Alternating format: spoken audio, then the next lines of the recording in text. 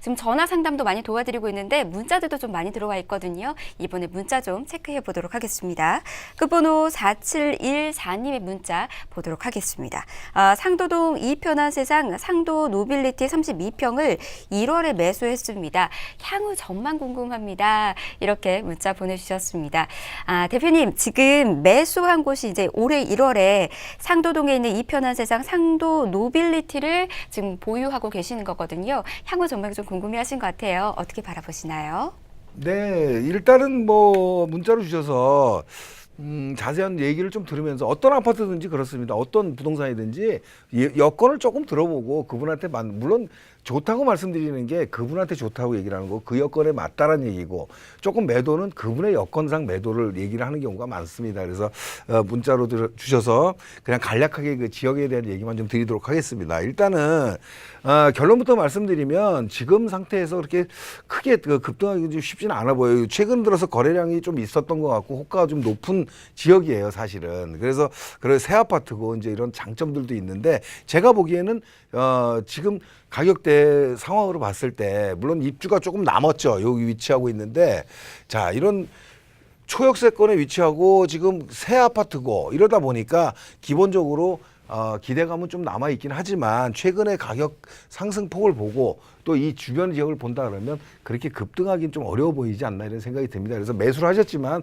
매수하신 목적이 실거주인지 투자인지는 잘 모르겠지만 일단 부동산이라는 거는 매수하시면 뭐 2, 3년 이 정도는 보는 거기 때문에 그냥 편안한 마음으로 갖고 계시면 크게 변화 생길 것 같지는 않다 이런 얘기를 좀 드리고 싶습니다. 그래서 조금 더 부연 설명을 좀 제가 좀 드릴게요. 이 상도동 지역에 대한 얘기를 좀 드리고자 하는데 이 아파트하고도 해당이 되긴 합니다. 그래서 이건 뭐냐면 지금 이 상도역 중심으로도 이 지금 입주하는 아파트고 장점이라고 하는 거는 이 주변에 상도동 지역에 새 아파트가 그렇게 막 없어요. 그러다 보니까 초역세권의 어떤 흐름으로 봤을 때는 한동안 이 정도 가격은 꾸준히 유지할 것으로 이렇게 보여집니다. 다만 이 건너편 쪽으로 해서 뭐 흑성 뉴타운이라든가 이런 지역하고 가격대를 비교하기에는 조금 쉬워 보이지는 않아요. 근데 향후에 우리가 중기적으로 봤을 때는 이 여기가 흑성 뉴타운이 좀 조성이 되고 있고 또 이 왼쪽을 좀 보셔야 될 것 같은데 여기가 지금 노량진역을 중심으로 해가지고 이쪽이 노량진 뉴타운입니다. 노량진 전용 촉진지구인데 문제는 그 중간에 껴 있어요.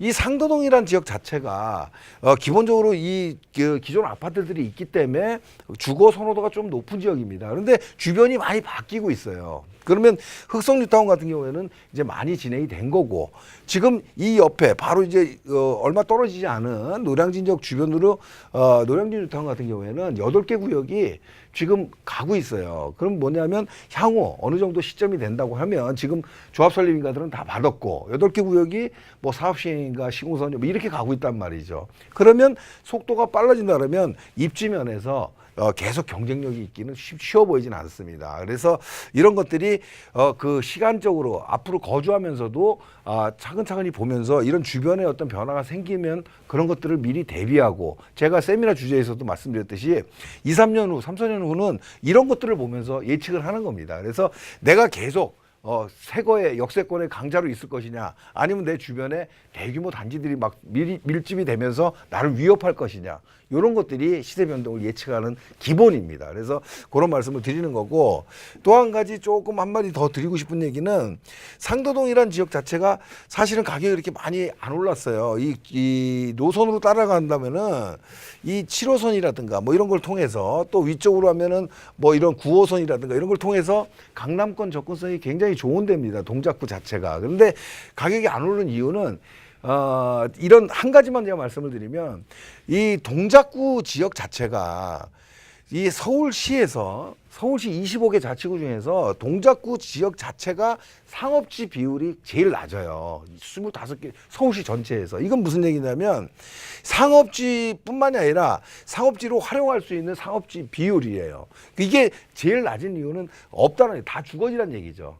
그러면 상업지들이 좀 어느 정도 조성이 많이 좀 있어야 뭐 생활에 필요한 뭐 쇼핑센터라든가 백화점 아니면 어떤 생활에 필요한 어떤 뭐 여러 가지 편익시설들이 들어올 수가 있는 것인데 이런 비율이 작다 보니까 상대적으로 주거 비율이 너무 높다라는 거죠. 그래서 이 강남권이라든가 뭐 서초권 이런 지역하고 좀 차이점은 이제 그런 것들 물론 강남하고 이제 같을 수는 없겠지만 그런 것들이 제가 보기에는 조금 가격이 어렵지 않나 이런 얘기를 드리는 겁니다. 그래서 요 아래쪽으로 봤을 때도 뭐 상도동 밑으로 또 내려가면은 봉천동이라든가 뭐 이런 지역들도 살기는 굉장히 좋은데 가격대들이 이렇게 높지는 않아요. 그래서 이런 영향들을 같이 받고 있는 게 아닌가 이런 생각이 듭니다. 그래서 이 주변에 이 아파트들 주변으로 해서 장승배기 주변으로 또 어떤 또 행정타운이 들어서고 한다고 하는데 이런 것들이 그냥 대단한 호재는 아닙니다. 사실 행정타운이 들어와가지고 주변에 이 정도 떨어지는데 가격을 막 집값을 끌어올리거나 이럴 만한 어떤 호재는 아니에요. 결국 아까 말씀드린 뭐 판교라든가 이런 지역에 뭐 대규모 업무 시설이 들어오거나 마곡지구처럼 어떤 이런 것들이 들어오는 게 아니고 행정타운이라는 거는 그렇게 큰 영향, 지역은 좋아지지만 큰 영향을 주지는 않습니다. 그래서 너무 큰 해석을 하기엔 좀 어려워 보인다 이런 생각이 듭니다. 그래서 좀 문자상이지만 좀 이렇게 지역과 더불어서 한번 설명을 좀 해드렸습니다. 그래서 아무튼 이 문자에 대한 답은 그냥 보합세로 갈 확률이 높고 조금 추가 상승, 신규의 강점을 몇 년간은 유지할 수 있겠다. 이 정도만 정리하겠습니다.